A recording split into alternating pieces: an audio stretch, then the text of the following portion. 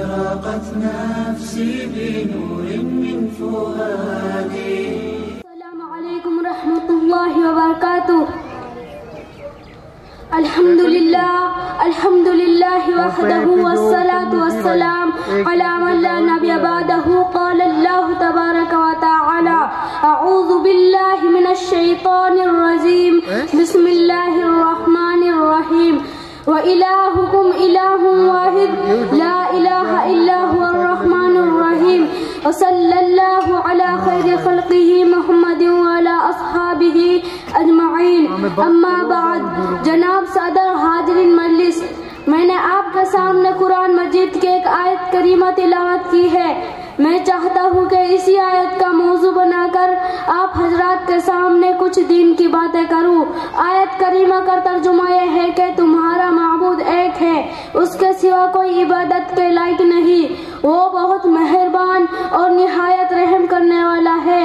حضرات، تاریخ کے مطالعہ سے ہمیں معلوم ہوتا ہے کہ جتنے انبیاء علیہ السلام اس دنیا میں تشریف لائے، سب نے اپنی اپنے قوموں کو توحید کی دعوت دی اور بتایا کہ خدا ایک ہے، اس کے برابر کوئی نہیں. اس نے کائنات کو پیدا کیا اور اسی طرح کائنات کی ساری چیزوں کو پیدا کیا.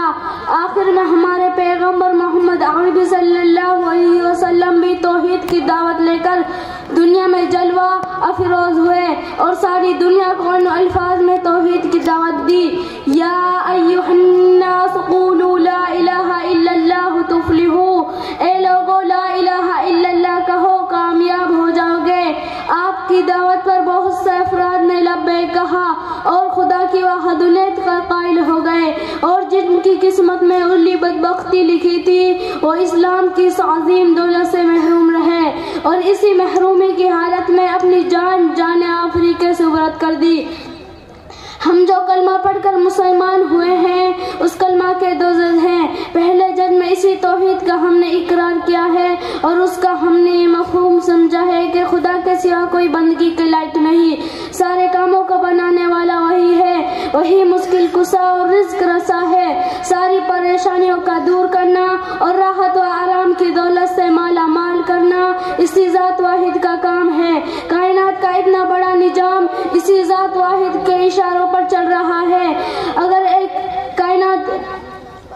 خدا کے سوا کوئی اور خدا ہوتا تو کائنات کا سارا نظام درہم برہم ہو جاتا. قرآن مجید میں لو کان فیہما آلہۃ الا اللہ لفسدتا، اگر آسمان و زمین میں خدا کے سوا کوئی اور معبود ہوتا تو یقیناً یہ دونوں ٹوٹ پھوٹ کر فنا ہو جاتے.